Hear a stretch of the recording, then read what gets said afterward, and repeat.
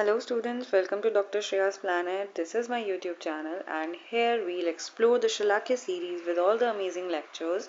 Plus we'll see how to score good marks in our prof exams and how to study in a smartest way.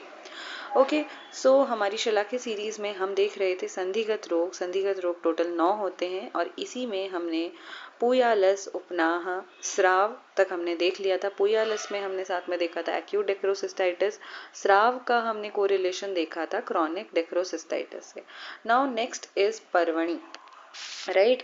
सो परवणी क्या होता है? ताम्रः तन्वी दाहशूलोपपन्ना रक्ताजगेय परवणी वृत्तशोफा। ठीक है, इसकी डेफिनेशन आती है ताम्र तन्वी दाहशूलोपपन्ना रक्ताजगेय परवणी वृत्तशोफा। तो ये कैसी होती है, कहाँ होती है? सबसे पहले याद रखना है शुक्ल कृष्णगत संधि में होती है। ये आचार्य सुश्रुत ने बताया कि कहाँ होती है, शुक्ल कृष्णगत संधि में होती है। तो देखो मैंने पहले जब बेसिक रचना शारीर बताया था तो मैंने बताया था ये होता है, इसको ब्लैक से ही बना देते हैं, ये होता है हमारा कृष्ण भाग और ये होता है हमारा शुक्ल भाग। तो शुक्ल और कृष्ण भाग के बीच में जो संधि है, मीन्स शुक्ल भाग बोले तो हमारा ये वाला पोर्शन हो गया sclera and this portion is cornea. तो कॉर्निया और स्क्लेरा के बीच का जो जंक्शन होता है इसे हम क्या बोलते हैं? लिम्बस बोलते हैं। तो लिम्बस क्या है? शुक्ल कृष्णगत संधि है। ठीक है, तो शुक्ल कृष्णगत संधि में ताम्र वर्ण की पतली तनु गोल शोथ होता है, वृत्ताकार वृत्त शोफा बताया है, जिसमें दाह व शूल होता है, उसे क्या कहते हैं? परवणी कहते हैं। और ये कैसी व्याधि है? एक रक्तज साध्य व्याधि है। अब जैसे हमने पुयालस की चिकित्सा में देखा था रोना RUNA, रक्त मोक्षण उपनाह नेत्रपाक नाशक क्रिया अंजन, अंजन करते हैं कास मधु का अंजन करते हैं, राइट। कास मधु मीन्स काशीश अदरक सेंधव और मधु का। वही हमने देखा था उपनाह, उपनाह की जो चिकित्सा होती है उसमें चिकित्सा की जाती है BPL। BPL क्या होता है? भेदन प्रतिसारण और लेखन, और लास्ट में हम आश्चोतन करते हैं आम्ल की क्वाथ से, है ना, और पटोल स्वरस से। फिर इसमें जो प्रतिसारण था हमने देखा था PSM से प्रतिसारण करते हैं, पिपली सेंधव मधु का प्रतिसारण किया जाता है। और जो हम भेदन करते हैं, भेदन के लिए ब्रीहिमुख शस्त्र यूज होता है, लेखन के लिए मंडलाग्र शस्त्र यूज होता है। ऐसे ही यहाँ पर परवणी में, और स्राव तो असाध्य है, उसकी चिकित्सा नहीं होती। परवणी में जो चिकित्सा होती है, परवणी में चिकित्सा होती है CPL। CPL बोले तो छेदन प्रतिसारण और लेखन। ठीक है, आगे देखते हैं। अब देखो जैसे वहां पे PSM था ना, तो यहाँ पे P हटा दो, SM कर दो। ठीक है, तो यहाँ पे सेंधव और मधु का प्रतिसारण होता है बस। अब देखो यहाँ पर तो हमने देखा था कि आचार्य सुश्रुत ने बोला शुक्ल कृष्णगत संधि में होने वाली ग्रंथि है, लेकिन यहाँ पर क्या है? वर्तम और शुक्ल संधि में। कहाँ हो रहा है? वर्तम और शुक्ल संधि में। ठीक है, दाह शूल ताम्र वर्ण की मूंग के बराबर पिटका होती है, तो मुदगोपमा। ठीक है, ये इंपॉर्टेंट याद रखना है, मुदगोपमा, राइट। जैसे हमने उपनाह में देखा था, आचार्य वाग्भट ने स्पेशल बताया छार बुदबुद कोपमम, वैसे ही यहाँ पर यानी परवणिका में आचार्य वाग्भट ने स्पेशल बताया है मुदगोपमम। ठीक है, और ये कैसी होती है? छेदन साध्य व्याधि होती है। CPL चिकित्सा हमने देखी, छेदन प्रतिसारण लेखन। अब शुक्ल कृष्णगत संधि में स्वेदन करते हैं सबसे पहले, इसके पश्चात बडिश शस्त्र से तृतीयांश भाग को पकड़कर खींच कर रखे, फिर अग्र भाग के आधे भाग को शस्त्र से काट दें। तो हमें क्या करना है? ऐसे खींच के रखना है बडिश शस्त्र से, मान लिया बडिश शस्त्र है, ऐसे करके इससे खींच रखा है और ये इससे खींच रखा है और इससे आधा भाग काट देते हैं। ठीक है, अधिक कटने पर अश्रुनारी छत होने का भय रहता है। आधा ही इसलिए काटते हैं क्योंकि अगर हम ज्यादा काट देंगे हो सकता है अश्रुनाड़ी या नेजल जो लेक्राइमल डक्ट होती है NLD नेजो लेक्राइमल डक्ट, उसमें छत हो जाए, या फिर अश्रुनाड़ी से हम समझ सकते हैं जो लेक्राइमल कैनालिकुलाए हैं उसमें छत हो जाए, उसका भय रहता है, इसलिए आधा ही कट करते हैं। शेष भाग पर सेंधव लवण और मधु, तो देखो यहाँ पे पिपली नहीं है, यहाँ पे SM है खाली, सेंधव और मधु का क्या करते हैं? प्रतिसारण करते हैं। फिर भी कुछ अंश शेष रह जाए तो लेखनीय चूर्णों का अंजन किया जाता है। ठीक है, वाग्भट ने इसमें सुश्रुत के समान ही चिकित्सा क्रम बताया है। 1/3 भाग को बडिश, देखो ऐसे यंत्र होता है, बडिश से पकड़कर वृद्धि पत्र से आगे भाग को काट देते हैं। अधिक छेदन से अश्रुनाड़ी हो जाती है। अर्म की भांति शेष चिकित्सा, तो यहाँ पे अर्म की जैसी चिकित्सा का वर्णन किया। अर्म हम आगे पढ़ेंगे। और मधु सेंधव से प्रतिसारण करने के लिए कहा है। और मॉडर्न में इसे क्या बोला जाता है, इसे फ्लेक्टेन्युलर कंजक्टिवाइटिस से कंपेयर किया जाता है, कोरिलेट किया जाता है। आगे हम पढ़ेंगे अल्जी। अल्जी को भी फ्लेक्टेनुलर कंजक्टिवाइटिस से कोरिलेट किया जाता है, क्योंकि परवणी की ही आगे की स्टेज अल्जी कहलाती है। तो पहले हम अल्जी देख लेते हैं, फिर हम फ्लेक्टेनुलर कंजक्टिवाइटिस पे आएंगे। तो देखो अल्जी क्या है। जातः संधौ कृष्ण शुक्ले अल्जी स्यात् निमिन्नेव ख्यापिता पूर्वलिंगके लिंगे। ठीक है, तो क्या बोल रहे हैं, अल्जी में कृष्ण शुक्ल संधि में, तो वहां पे क्या था, वहां भी कृष्ण शुक्ल संधि था, यहाँ भी कृष्ण शुक्ल संधि है। बट वाग्भट ने इसमें क्या बताया था, वर्तम और शुक्ल संधि में, ठीक है, वर्तम और शुक्ल संधि में मुद्ग के समान जो ग्रंथि उत्पन्न होती है, जो पिडका उत्पन्न होती है, उसे क्या बोला जाता है, परवणी का बोला जाता है। अब परवणी ही आगे चल के अल्जी कॉज करती है, बस इसमें जो शोफ होता है वो अधिक मोटा हो जाता है। ठीक है, मोटा शोफ होता है। इसके लक्षण परवणी के समान ही होते हैं, और ये क्या है, त्रिदोषज असाध्य व्याधि है, इसलिए इसकी चिकित्सा नहीं होती है। ठीक है, लेकिन परवणी साध्य है। परवणी का ही आगे कॉम्प्लिकेशन अल्जी होता है। ठीक है, तो यहाँ पे लिख लो परवणी लीड्स टू अल्जी। ठीक है, कनीनक संधि में वेदना तो दाह युक्त जो शोफ होता है उसे अल्जी कहते हैं। असाध्य व्याधि होने से सुश्रुत और वाग्भट ने इसकी चिकित्सा का वर्णन नहीं किया है। इसके लक्षणों का साम्य परवणी के साथ होने से आधुनिक मत से इसे फ्लेक्टेनुलर कंजक्टिवाइटिस कहा जाता है। सॉरी। तो देखो फ्लेक्टेनुलर कंजक्टिवाइटिस हम देखते हैं। It is allergic reaction of the conjunctiva caused by endogenous protein. So क्या है ये, एलर्जिक रिएक्शन है कंजक्टाइवा का, caused by कंजक्टिवाइटिस है ना, तो caused by endogenous protein characterized by formation of a bleb or nodule near the limbus. तो इसमें क्या होता है, जो लिम्बस है, यानी ये आई हो गई, ये व्हाइट वाला पोर्शन स्क्लेरा का, और ये जो पर्पल से दिखाया ब्लैक होता है, ये कॉर्निया वाला पोर्शन है। सॉरी, खांसी हो रही है थोड़ी,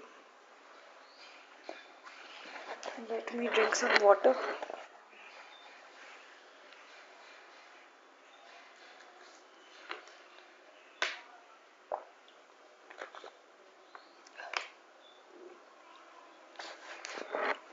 सॉरी फॉर द इंटरप्शन।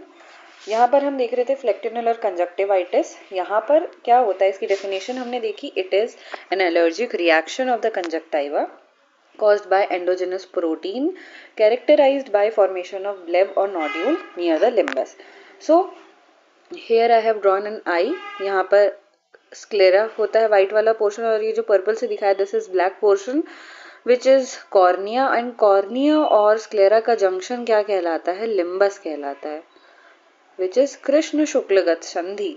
ठीक है, तो लिम्बस में क्या फॉर्मेशन हो जाता है, एक नोड्यूल या ब्लेब का फॉर्मेशन हो जाता है, जैसे फ्लेक्टेनुलर कंजक्टिवाइटिस कहते हैं। क्यों होता है, ड्यू टू एंडोजेनस प्रोटीन और due to an allergic reaction which is caused by endogenous protein. ठीक है, इसकी पिक्चर आपको दिखा देती हूँ, देखो यहाँ पे ये हमारा लिम्बस, ये कॉर्निया वाला portion, and white part is sclera, and near the limbus a nodule or a bleb formation is seen. So this condition is known as phlyctenular conjunctivitis. ठीक है, तो देखो characterized by nodular infection and allergic response, conjunctival and corneal epithelium to some endogenous allergens to which they have become sensitized. ठीक है, वापस से आते हैं। अब एटियोलॉजी की अगर हम बात करें तो इसके कॉजेस क्या क्या होते हैं, तो एक कॉज तो हमने पहले ही देख लिया, किसकी वजह से हो रहा है, एंडोजिनस बैक्टीरियल प्रोटीन की वजह से हो रहा है। अपर रेस्पिरेटरी ट्रैक्ट इन्फेक्शन है तो उसकी वजह से भी हो सकता है। Predisposing factors mainly age, mainly 4 to 14 years के चिल्ड्रन में देखा जाता है। हायर इन फीमेल्स देखा जाता है। ठीक है, फीमेल्स में ज़्यादा देखा जाता है कॉमनली, जैसे हमने डेक्रोसिस्टाइटिस देखा था, वो भी एक्यूट क्रॉनिक दोनों फीमेल्स में ज़्यादा मिलता है। अनहाइजीनिक लिविंग कंडीशन, क्योंकि ये सारी एलर्जिक कंडीशन है, सारी क्या होती है इन्फेक्शन के थ्रू हो सकती हैं, तो अनहाइजीनिक कंडीशन में मोस्ट कॉमनली ये देखी जाती हैं। सिम्टम्स क्या आते हैं इसमें, अब कोई भी आई का डिजीज है, डिसऑर्डर है या फॉरेन बॉडी आई है, इन्फेक्शन हो रहा है, तो क्या होगा, आई में डिस्कम्फर्ट होगा, इरिटेशन होगी, ये सब में लिख सकते हो, ठीक है, सारे आई डिजीजेस में।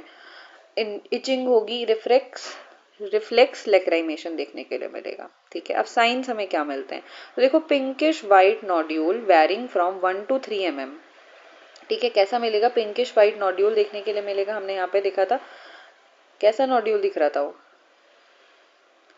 पिंकिश वाइट कलर का नोड्यूल था, है ना, ये पिंकिश वाइट कलर का नोड्यूल हमें देखने के लिए मिल रहा था। Number of usually seen at the limbus, limbus portion में मिलेगा। नंबर ऑफ फ्लिक्टिन, फ्लिक्टिन का मतलब होता है ना ब्लिस्टर, फ्लिक्टिन का मतलब होता है ब्लिस्टर, कोई फफोला टाइप का स्ट्रक्चर, इससे इसे फ्लेक्टिनुलर कंजक्टिवाइटिस बोलते हैं।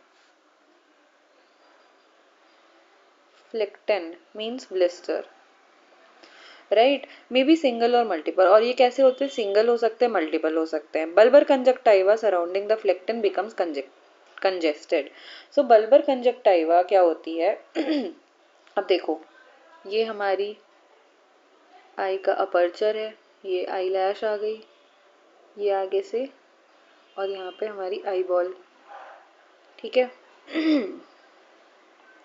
ये आई लिड, ठीक है।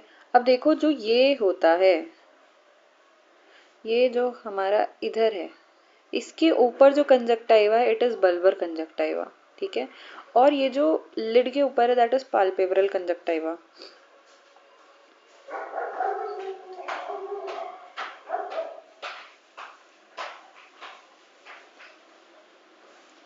सो जो बल्बर कंजक्टाइवा होती है surrounding the phlycten becomes congested. अब ये जो बल्बर कंजक्टाइवा यानी आई के ऊपर है, अब यहाँ पर मान लिया लिम्बस में क्या हुआ था, फ्लेक्टिन और कंजक्टिवाइटिस हुआ था, जो फ्लेक्टिन है इसके चारों तरफ जो बल्बर कंजक्टाइवा होती है ये कैसी हो जाती है, कंजेस्टेड हो जाती है ड्यू टू दैट नोड्यूल। इसके साथ इसमें क्या देखने के लिए मिलेगा, लैक्राइमेशन देखने के लिए मिलेगा। देयर में be associated enlarge tonsils and cervical glands because of infection, because of inflammatory condition in the body. Enlarge tonsil देखने के लिए मिल सकते हैं, सर्वाइकल ग्लैंड्स इसमें एसोसिएटेड देखने के लिए मिल सकती हैं। क्लिनिकल कोर्स अब हर एक डिसीज की हमने स्टेजेस पढ़ी थी। सबसे पहले हमने देखा था एक्यूट डेक्रोसिस्टाइटिस। एक्यूट डेक्रोसिस्टाइटिस की हमने स्टेजेस देखी थी 3, वो कौन कौन सी स्टेजेस थी, stage of cellulitis, stage of abscess formation and stage of fistula formation. फिर हमने स्टेजेस देखी थी क्रॉनिक डेक्रोसिस्टाइटिस की। क्रॉनिक डेक्रोसिस्टाइटिस की 4 स्टेजेस होती हैं। पहले होती है stage of catarrhal dacryocystitis, second stage थी stage of lacrimal mucocele, third stage थी stage of chronic suppurative dacryocystitis and last stage थी chronic fibrotic sac formation, right, lacrimal fibrotic sac formation. Sorry आज गला थोड़ा खराब है। फिर अब हम देख रहे हैं क्लिनिकल कोर्स फ्लेक्टिनुलर कंजक्टिवाइटिस का, इसकी भी 4 स्टेजेस होती हैं। सबसे पहले आप देखो, क्योंकि इसमें ब्लेब फॉर्मेशन इसका कैरेक्टरिस्टिक फीचर है, नोड्यूल फॉर्मेशन, तभी हम इसे क्या बोल रहे हैं, फ्लेक्टिनुलर कंजक्टिवाइटिस बोल रहे हैं। तो सबसे पहले इसमें नोड्यूल फॉर्मेशन देखने के लिए मिलेगा, सेकंड इसमें अल्सरेशन मिलेगा, थर्ड ग्रैन्युलेशन और फोर्थ इसमें हीलिंग देखने के लिए मिलेगी। Stage of nodule formation. So nodule formation कैसे होता है, it is characterized by infiltration of leukocytes into the deeper layer of conjunctiva leading to nodule formation. तो ल्यूकोसाइट्स डीपर लेयर तक चली जाती हैं जिससे कि नोड्यूल फॉर्मेशन होता है। The central cells are polymorphonuclear and peripheral cells are lymphocytes. तो सेंटर में पॉलीमॉर्फोन्यूक्लियर सेल्स होती हैं और पेरीफेरी में लिम्फोसाइट्स प्रेजेंट होती हैं और एक ये नोड्यूल बनाती हैं। The surrounding blood vessels dilate. अब कहीं भी इन्फेक्शन होता है तो वहाँ पे वेसल्स आ जाती हैं, वेसल्स इन्वेड कर जाती हैं, ब्लड सप्लाई इंक्रीज हो जाती है, क्योंकि देखो पॉलीमॉर्फोन्यूक्लियर सेल्स आ रही हैं, लिम्फोसाइट्स आ रही हैं, तो blood vessels will also dilate in that place. Stage of ulceration.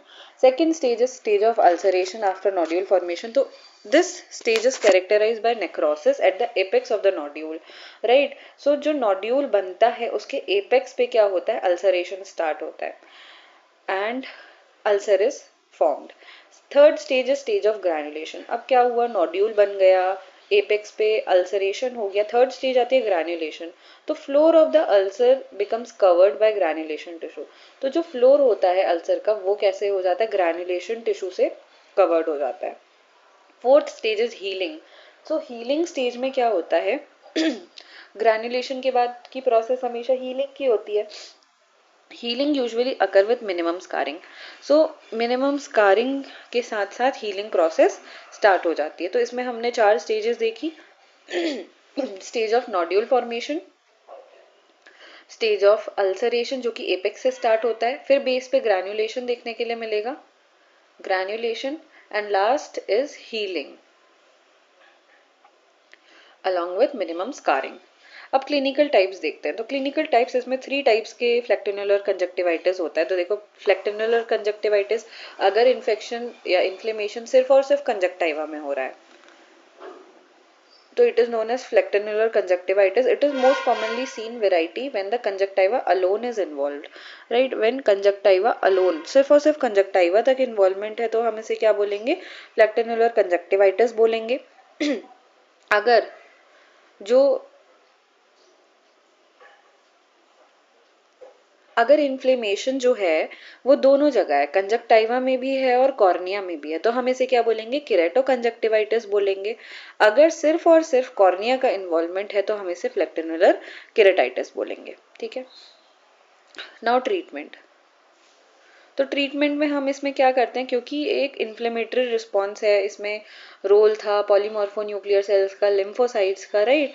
सो इसमें हम क्या देंगे, इस जो इम्यून रिस्पॉन्स जो हमारा आ रहा है, जो हाइपर सेंसिटिविटी रिएक्शन आ रहा है, उसको डिले करना है, उसको स्लो करना है, तो हम स्टेरॉइड्स यूज करते हैं।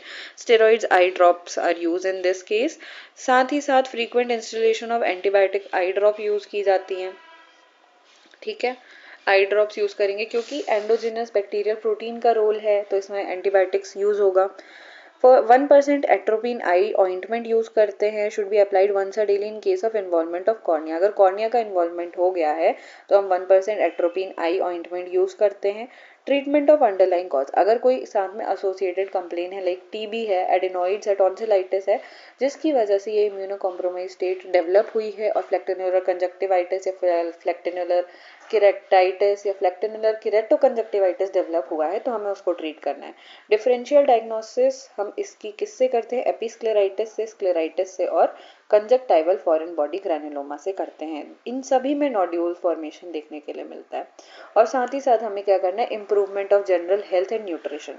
ठीक है, जनरल हेल्थ और न्यूट्रिशन अच्छे रखना है, क्योंकि ये किसकी वजह से भी होता है, ये माल न्यूट्रिशन की वजह से भी होता है, क्योंकि malnutrition is again a cause of immunocompromised state. ठीक है, और स्टेरॉइड आई ड्रॉप्स जो हम यूज करते हैं उनको टेपरिंग डोज में ही स्टार्ट किया जाता है, और टेपरिंग डोज में ही उसको कम भी किया जाता है। ठीक है, क्योंकि इसके विड्रॉल सिम्टम्स आ सकते हैं।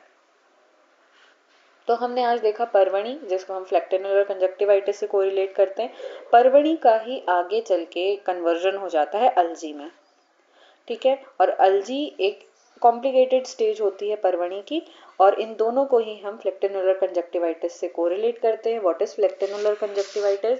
It is an allergic reaction of conjunctiva caused by endogenous protein which is characterized by a formation of bleb or nodule near the limbus, and bleb या फ्लेक्टिन का मतलब होता है ब्लिस्टर फॉर्मेशन। तो आई होप आप लोगों को समझ आया होगा, और अगर आपको लेक्चर्स अच्छे लग रहे हैं, पसंद आ रहे हैं, तो आप चैनल को सब्सक्राइब कर सकते हैं और देखते रहिए नेक्स्ट लेक्चर। Thank you.